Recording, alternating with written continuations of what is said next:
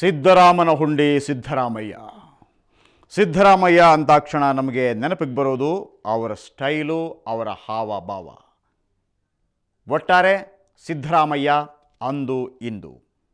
ಸಿದ್ದರಾಮಾಯಣ ಈ ಹೊತ್ತಿನ ವಿಶೇಷ. ಸಿದ್ದರಾಮಯ್ಯ, ಪ್ರತಿಪಕ್ಷ ನಾಯಕ ಸಿದ್ದರಾಮಯ್ಯ. ಸಿದ್ದರಾಮಯ್ಯ ಅಂದಾಕ್ಷಣ ಅವರೊಬ್ಬ ಮಾಸ್ ಲೀಡರ್, ಕ್ಲಾಸ್ ವರ್ಕರ್. ಇವತ್ತಿಗೆ ಅವರು ವಿಧಾನಸಭೆ ವಿರೋಧ ಪಕ್ಷದ ನಾಯಕ ಸ್ಥಾನಕ್ಕೆ ರಾಜೀನಾಮೆ ನೀಡಿ ಕಾಂಗ್ರೆಸ್ ಹೈಕಮಾಂಡ್ಗೆ ಸೆಡ್ಡು ಹೊಡೆದು ಸೈಲೆಂಟ್ ಆಗಿ ಕುಳಿತಿದ್ದಾರೆ.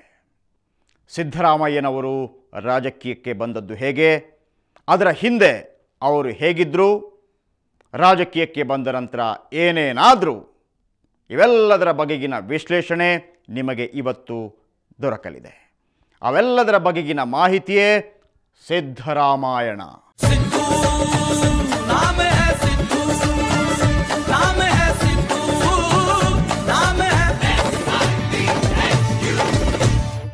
ಸಿದ್ದರಾಮಯ್ಯನವರ ವ್ಯಕ್ತಿತ್ವದ ಬಗ್ಗೆ, ಹಿನ್ನೆಲೆಯ ಬಗ್ಗೆ, ರಾಜಕೀಯ ಜೀವನದ ಬಗ್ಗೆ, ಪ್ರಸ್ತುತ ಹಾಗೂ ಭವಿಷ್ಯದ ಸಾಧ್ಯತೆಗಳ ಬಗ್ಗೆ ಎಷ್ಟು ಮಾತನಾಡಿದ್ರೂ ಮುಗಿಯುವಂಥದ್ದಲ್ಲ.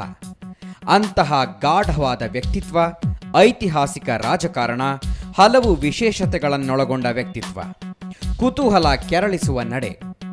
ಅವರ ಹಿನ್ನೆಲೆಯೂ ಅಂತಹುದೇ. ಸಿದ್ದರಾಮನ ಹುಂಡಿ ಎಂಬ ಹಳ್ಳಿಯ ಮಧ್ಯಮ ವರ್ಗದ ಕುಟುಂಬದಲ್ಲಿ ಸಿದ್ದರಾಮ ಹಾಗೂ ಬೋರಮ್ಮ ದಂಪತಿಯ ಮಗನಾಗಿ ಜನಿಸಿದ ಸಿದ್ದರಾಮಯ್ಯಗೆ ಯಾವ ರಾಜಕೀಯ ಹಿನ್ನೆಲೆಯೂ ಇಲ್ಲ. ಎಮ್ಮೆ ಮೇಯಿಸಿಕೊಂಡೇ ವಿದ್ಯಾಭ್ಯಾಸ ಮಾಡಿದ ಸಿದ್ದರಾಮಯ್ಯ BSc ಓದಿ LLB ಮಾಡಿ ವಕೀಲರಾದವರು. ನಂತರ JP ಚಳವಳಿಯ ಪ್ರಭಾವದಿಂದ ಹೋರಾಟಕ್ಕಿಳಿದವರು. ಆಗಿನ ಭಾರತೀಯ ಲೋಕದಳ ಪಕ್ಷದ ಸಕ್ರಿಯ ಕಾರ್ಯಕರ್ತನಾಗಿದ್ದ ಸಿದ್ದರಾಮಯ್ಯ 1983ರಲ್ಲಿ ಮೈಸೂರಿನ ಚಾಮುಂಡೇಶ್ವರಿ ಕ್ಷೇತ್ರದಲ್ಲಿ ಅದೇ ಪಕ್ಷದಿಂದ ಸ್ಪರ್ಧಿಸಿ ವಿಧಾನಸಭೆ ಪ್ರವೇಶಿಸಿದ್ರು. ಹಾಗೆ ಪ್ರಾರಂಭವಾಯಿತು ಜನಪ್ರತಿನಿಧಿಯಾಗಿ ಸಿದ್ದರಾಮಯ್ಯನವರ ರಾಜಕೀಯ ಜೀವನ. ನಂತರ ಆಡಳಿತ ಪಕ್ಷ ಜನತಾದಳ ಸೇರಿದ ಸಿದ್ದರಾಮಯ್ಯ ಕನ್ನಡ ಕಾವಲು ಸಮಿತಿಯ ಅಧ್ಯಕ್ಷರಾದರು. 1985ರಲ್ಲಿ ನಡೆದ ಮಧ್ಯಂತರ ಚುನಾವಣೆಯಲ್ಲಿ ಜನತಾದಳದಿಂದಲೇ ಸ್ಪರ್ಧಿಸಿ ಗೆದ್ದ ಸಿದ್ದರಾಮಯ್ಯ ಪಶುಸಂಗೋಪನಾ ಸಚಿವರಾದರು.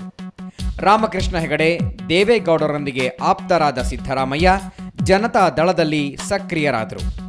ಹಿರಿಯ ನಾಯಕರ ಜೊತೆಗೂಡಿ ಓಡಾಡಿ ಜನತಾದಳ ಪಕ್ಷ ಕಟ್ಟುವಲ್ಲಿ ಪ್ರಮುಖ ಪಾತ್ರ ವಹಿಸಿದರು.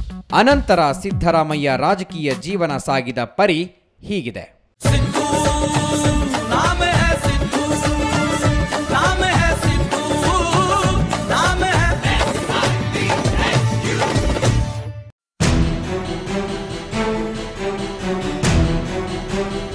ಸಾವಿರದ 1994ರಲ್ಲಿ ರಾಜ್ಯದಲ್ಲಿ ಜನತಾದಳ ಅಧಿಕಾರದ ಗದ್ದುಗೆ ಏರಿತು.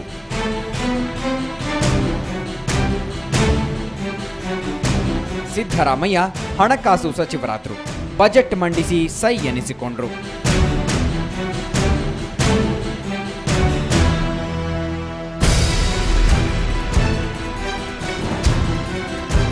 ಸಾವಿರದ 1996ರಲ್ಲಿ ದೇವೇಗೌಡರು ಪ್ರಧಾನಿಯಾಗಿ ದೆಹಲಿಗೆ ತೆರಳಿದಾಗ ಸಿದ್ದರಾಮಯ್ಯ ಮುಖ್ಯಮಂತ್ರಿಯಾಗಲು ಭಾರೀ ಪ್ರಯತ್ನ ಮಾಡಿದರು. ಆದರೆ ಉಪಮುಖ್ಯಮಂತ್ರಿ ಸ್ಥಾನಕ್ಕೆ ತೃಪ್ತಿ ಪಟ್ಟುಕೊಳ್ಳಬೇಕಾಯಿತು. 1998ರಲ್ಲಿ ಜನತಾದಳ ಇಬ್ಬಾಗವಾದಾಗ ದೇವೇಗೌಡರಿಗೆ ಸಾಥ್ ನೀಡಿದ ಸಿದ್ದರಾಮಯ್ಯ JDSನ ರಾಜ್ಯಾಧ್ಯಕ್ಷರಾದರು.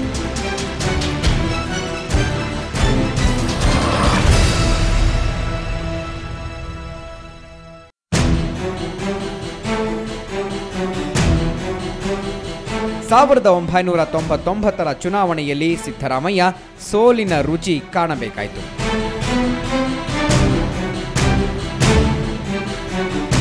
ನಂತರ 2004ರಲ್ಲಿ ಕಾಂಗ್ರೆಸ್ JDS ಸಮ್ಮಿಶ್ರ ಸರ್ಕಾರ ರಚನೆ ವೇಳೆ ಸಿದ್ದರಾಮಯ್ಯ ಮುಖ್ಯಮಂತ್ರಿಯಾಗಲು ಹರಸಾಹಸ ಮಾಡಿದರು.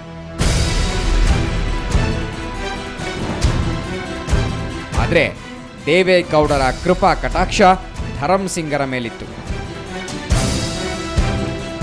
ಸಿದ್ದರಾಮಯ್ಯಗೆ ಎರಡನೇ ಬಾರಿಯೂ ಕೂಡ ಉಪಮುಖ್ಯಮಂತ್ರಿಯಾದದ್ದಷ್ಟೇ ತೃಪ್ತಿ.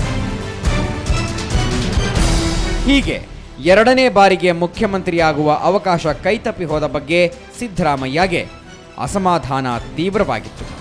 ಅವತ್ತು ಅವರಿಗೆ ಎಷ್ಟು ನೋವಾಗಿತ್ತು ಅಂದರೆ ಅದನ್ನ ಇವತ್ತಿಗೂ ಸಿದ್ದರಾಮಯ್ಯ ಮರೆತಿಲ್ಲ.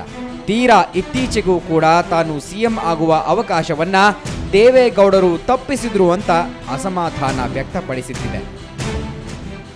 ಡೆಪ್ಟಿ ಚೀಫ್ ಮಿನಿಸ್ಟರ್ ಆದದ್ದು ಇಟ್ ಈಸ್ ನನ್ನ ರೈಟ್. ಅದು ಚೀಫ್ ಮಿನಿಸ್ಟರ್ ಆಗಬೇಕಾದವನ್ನ ಡೆಪ್ಟಿ ಚೀಫ್ ಮಿನಿಸ್ಟರ್ ತಳ್ಳಿದ್ರು. ಅವರು ಚೀಫ್ ಮಿನಿಸ್ಟರ್ ಆಗ ಅಂಥದ್ದನ್ನು ಡೆಪ್ಟಿ ಚೀಫ್ ಮಿನಿಸ್ಟರ್ ತಳ್ಳಿಬಿಟ್ರು. ಅದು ಅವ್ರು ಮಾಡೋದಂತ ಉಪಕಾರ. ನನಗೆ 2 ಸಾರಿ ಚೀಫ್ ಮಿನಿಸ್ಟರ್ ಆಗ್ತಕ್ಕಂಥ ಅವಕಾಶ ಇದ್ರು ಕೂಡ ನನ್ನ ಡೆಪ್ಟಿ ಚೀಫ್ ಮಿನಿಸ್ಟರ್ ತಳ್ಳಿದ್ರಲ್ಲ, ಅದು ಅವ್ರ ಉಪಕಾರ. ಇವ್ರ ಮನೆಯವ್ರದ್ದು ದೇವೇಗೌಡರದ್ದು ಎಲ್ಲ ಉಪಕಾರ. ನಮಗೆ 96ರಲ್ಲಿ ಚೀಫ್ ಮಿನಿಸ್ಟರ್ ಆಗೋ ಅವಕಾಶ ಇತ್ತು. ಆಗ ಇವ್ರು ಇಲ್ಲೇ ತಪ್ಪೋಯ್ತು. 2004ರಲ್ಲಿ ಅವಕಾಶ ಇತ್ತು, ಇವ್ರು ಇಲ್ಲೇ ತಪ್ಪೋಯ್ತು. ಅದು ಬೇರೆ. ನಾವೇನು ಚೀಫ್ ಮಿನಿಸ್ಟರ್ ಆಗೋಕ್ಕೆ ಹುಟ್ಟಿಲ್ಲ ಈ ರಾಜ್ಯದಲ್ಲಿ. ನಮ್ಮ ಮನೆಯಲ್ಲಿ ನಾವು ಚಕ್ರವರ್ತಿಗಳ ಮಕ್ಕಳೇನಲ್ಲ ನಾವು. ಬಟ್ ಇವರಿಗೆ ಅಧಿಕಾರ ಇಲ್ಲದಿದ್ರೆ 1 ನಿಮಿಷ ಇರೋಕ್ಕಾಗಲ್ಲ. ಏನು ಬೇಕಾದ್ರೂ ಮಾಡ್ತಾರೆ ಅಧಿಕಾರಕ್ಕೋಸ್ಕರ. ಮುಖ್ಯಮಂತ್ರಿಯಾಗುವ ಅವಕಾಶ ಎರಡನೇ ಬಾರಿಯೂ ತಪ್ಪಿ ಹೋದ ನಂತರ ಸಿದ್ದರಾಮಯ್ಯ ತೀವ್ರ ಅಸಮಾಧಾನಗೊಂಡರು.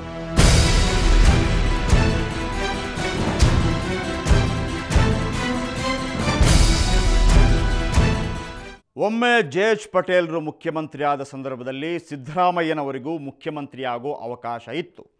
ಇನ್ನೊಮ್ಮೆ ಕಾಂಗ್ರೆಸ್ JDS ಸರ್ಕಾರ ರಚನೆಗೊಂಡಾಗ ಆಗಲೂ ಕೂಡ ಸಿದ್ದರಾಮಯ್ಯನವರಿಗೆ ಮುಖ್ಯಮಂತ್ರಿ ಆಗೋ ಅವಕಾಶ ಇತ್ತು.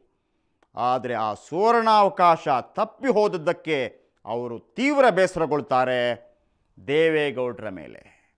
ಆಗ ದೇವೇಗೌಡರ ಪ್ರತಿಕ್ರಿಯೆ ಹೇಗಿತ್ತು, ನಂತರ ಏನಾಯಿತು, ಹಂತ ಹಂತವಾಗಿ ಸಿದ್ದರಾಮಯ್ಯ ನಡೆದು ಬಂದ ಹಾದಿಯಂಥದ್ದು ಎಲ್ಲವನ್ನು ನೋಡೋಣ. ಬ್ರೇಕ್ ಬೇಕಾ ತಗೊಳ್ಳಿ ಬ್ರೇಕು.